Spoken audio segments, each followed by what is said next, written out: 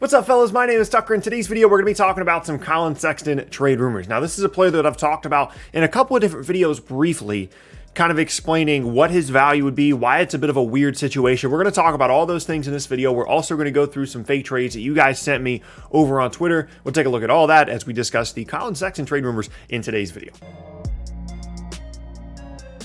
Okay, let's go ahead and get into it. So, Collin Sexton being a player on the trade block is a very, very interesting scenario because typically guys that get traded are, on their second contract in the league or their third contract, their fourth contract. It's very strange, it's very odd to see a rookie contract player that's successful statistically be involved in trade rumors. And this rumor specifically says that Collin Sexton is very available. And the key point here is that they don't want to pay him. And that's what's instigating not like all out, we have to trade Collin Sexton stuff, but just that there's rumors that they're going to trade him, is that they don't want to have to pay him a big number. And that is something that we've seen in the past. Taurean Prince is a player that the Atlanta Hawks traded away because they didn't want to have to pay him what he was going to end up being paid in restricted free agency. And that's essentially what's happening here with Collin Sexton. Is he's been good, he's been productive statistically, but clearly Cleveland does not believe in him as a huge long-term piece. Otherwise, they would be very willing to pay him whatever they think he would be worth.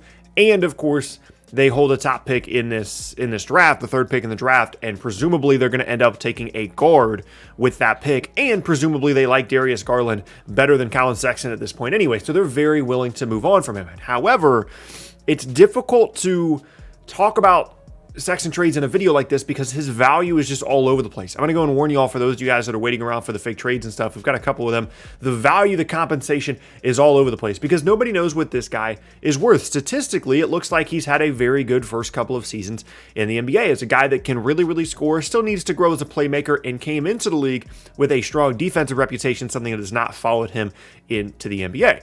However, if you're another team that needs some guard help, needs some perimeter creation, and you're looking at Collin Sexton as a possible option, and you don't mind having to pay him in restricted free agency coming up once you do trade for him, why would you be in such a hurry? Why would you be so excited about trading for him if Cleveland has had this guy for a couple of years and is so willing and so ready to trade him away prior to having to pay him? So there's this weird little thing going on where you can look at the statistics, and maybe you can be a team that really likes Collin Sexton. You like what he brings to the table. You like the explosiveness, the scoring ability, the perimeter creation. But you also have to consider that if there's any team in the league that knows truly what Collin Sexton is worth, it's the Cleveland Cavaliers. So what you're counting on if you're another team trading for him is your coaching staff, your player development staff being superior to what Cleveland has in place and continuing to allow Collin Sexton to grow and develop into a more well-rounded, all-around winning player than what we've seen in Cleveland so far. But as I said, that is going to be that's going to cause a very big gap between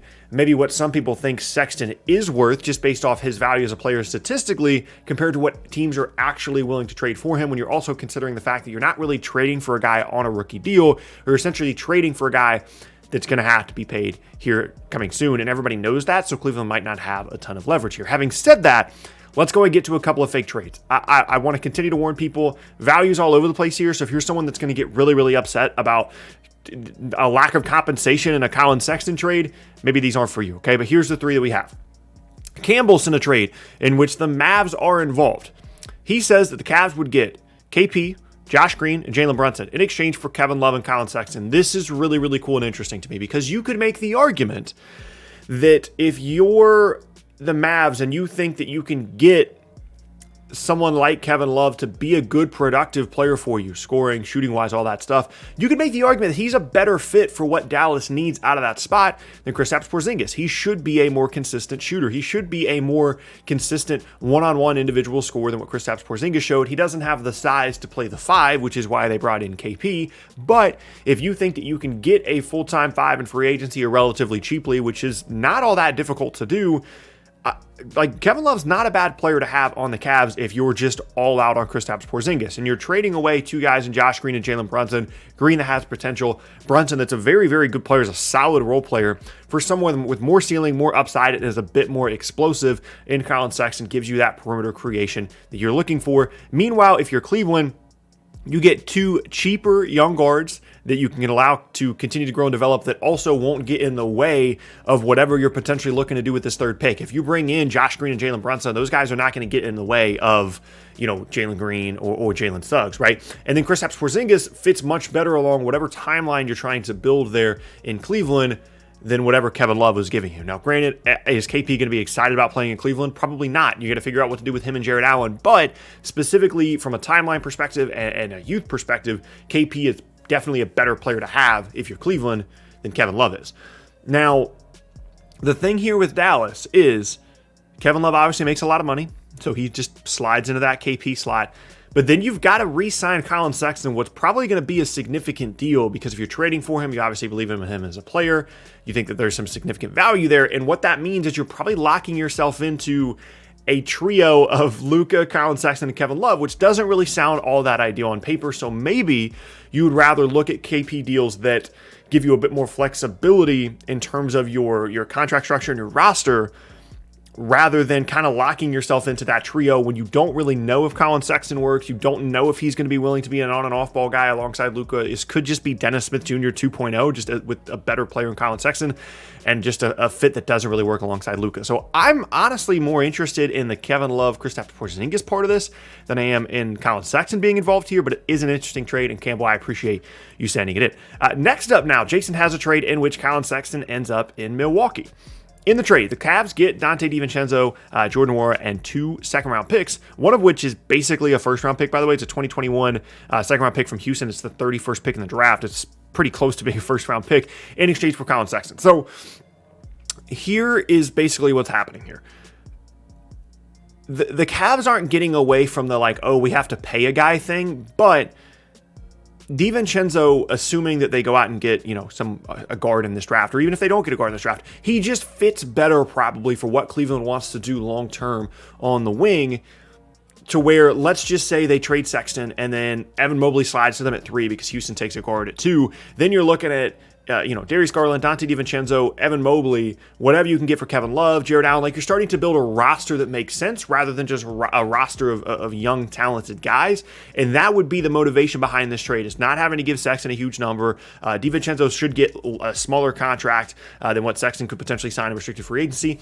And you're getting picks, whether it be the second round pick in the future or, again, the second round pick that is essentially a first this year to continue to add to the talent on this roster. It's not a crazy amount of value. Again, this is what I'm talking about. If you're a Cavs fan and you're thinking you're getting a star and Collin Sexton can be the centerpiece of this huge trade, I doubt that would be the case. But if you're someone that doesn't love Collin Sexton, that really likes Darius Garland and the potential of adding him to whatever player you get with his 3rd pick in the draft, Dante DiVincenzo is a good player. He's a player that's going to be able to guard. He's going to be able to score. He's going to be able to shoot. Is a very good all-around mix and match type player, which is arguably what this Cleveland roster needs more than anything else. Certainly more than any other ball-dominant perimeter creation guard players in the backcourt when they already have Garland, presumably someone with this 3rd pick as well. So again, another interesting trade. Jason, I appreciate you sending it in. And then last up, from Salty Heat fan, he says that some Heat insiders have already kind of thrown this one around. He says that the Heat would be getting Kevin Love and Collin Sexton in exchange for Andre Iguodala, Tyler Hero, and Precious Achiuwa. So I can guarantee you there are Heat fans watching this video right now wondering, why in the world are we trading away Tyler Hero and Precious Achiuwa? There are a lot of people that still are holding out on this idea that Tyler Hero is going to be a really, really good player. And I'm not saying you're wrong. However, this is certainly an interesting deal, okay? Because Miami needs perimeter offense creation.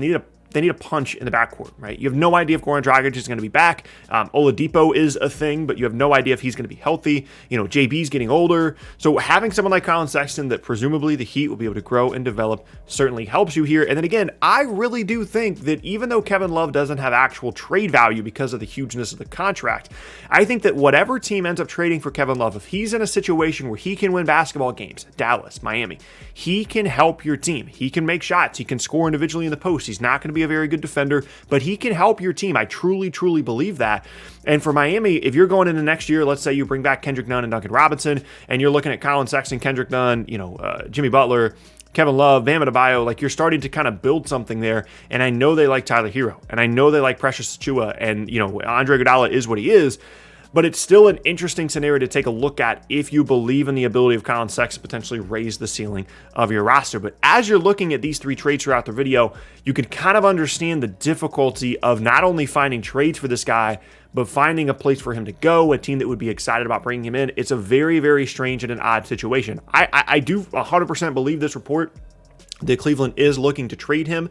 Again, it's probably just a scenario where they like a guard on their team better in Darius Garland. They don't think that those two guys fit together. They want to have more flexibility with what they're going to do with this 3rd pick in the draft. And with where they're at as a team talent-wise, paying Collin Sexton $20+ million a year for the next couple of seasons is not a position that they really want to be in. So they're trying to get ahead of that. They're trying to move him beforehand.